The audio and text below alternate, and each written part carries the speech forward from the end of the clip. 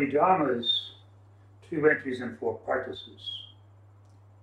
There's an important work attributed to Bodhidharma called the 2 entries and 4 practices, in which he details explicitly what sentient beings must do to realize their own true nature. Entry through principle and entry through practice. First entry, through principle. Directly seeing our own original nature without relying on words, descriptions, concepts, experience, or any thinking process. Second entry, entry through practice, refers to the gradual training of the mind.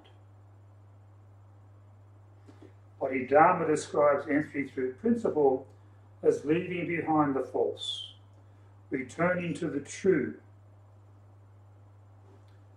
making no discrimination between self and others, being in contemplation of one's own mind, which must be unmoving like a wall.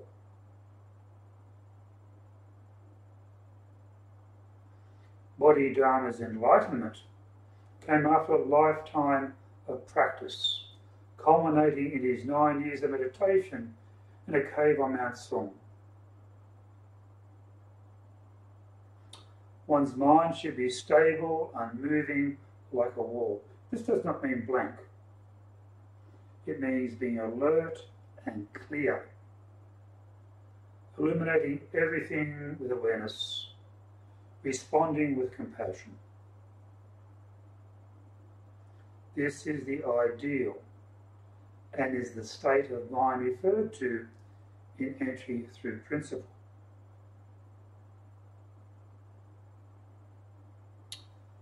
So the second entry,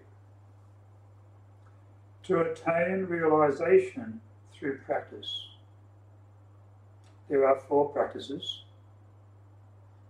First one, accepting karmatic retribution. Second, adapting to conditions. Third, no seeking. And fourth, union with the Dharma. So, let's talk about the first practice, accepting karmatic retribution. Each practice is progressively more advanced than the next, recognizing the effects of karma and cause and consequence. Karma is fluid and changing, but in all cases there is a cause and consequence relationship. Karma, or cause and consequence, has to be understood and applied in conjunction with the Buddhist concept of causes and conditions. Second practice, adapting to conditions. It is easy to confuse principle of cause and conditions with cause and effect, or cause and consequence. Both principles are intimately connected. It is difficult to talk about one without mentioning the other.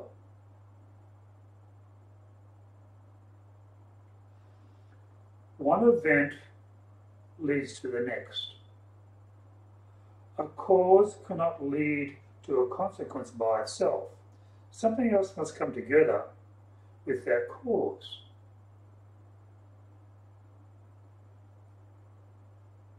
Coming together of events and factors is referred to as causes and conditions. Any phenomenon that arises itself is a consequence of a previous cause and arose because of the coming together of cause and conditions. And then this leads to the concept of conditioned arising, also known as dependent origination, which means that all phenomena, no matter when or where they occur, are interconnected.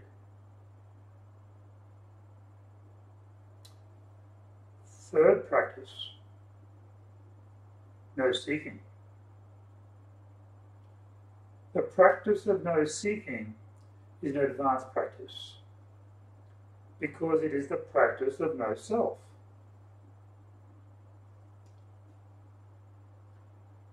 People tend to come to Buddhism for their own benefit.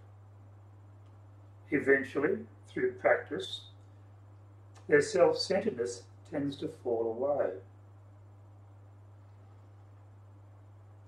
When we cease to be concerned about our own attainment,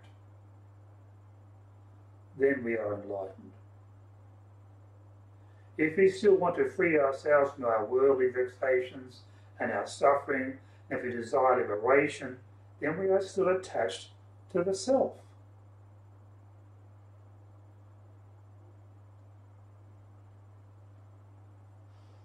It is only when we have no concern about our own enlightenment that we can truly be enlightened. No seeking is the practice of this enlightened state. Fourth practice, union with the Dharma. All phenomena are impermanent and do not have an intrinsic self. In union with the Dharma, we try to personally experience this impermanence and selflessness through direct contemplation of emptiness. This is known as the highest practice of charm,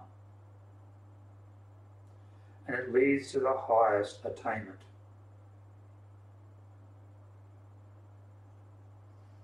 It is the practice that allows us to reach the point of entry through principle that we have already talked about.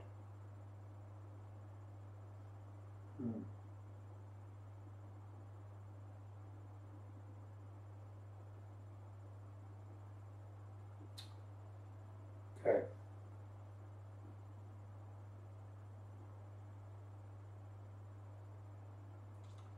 So,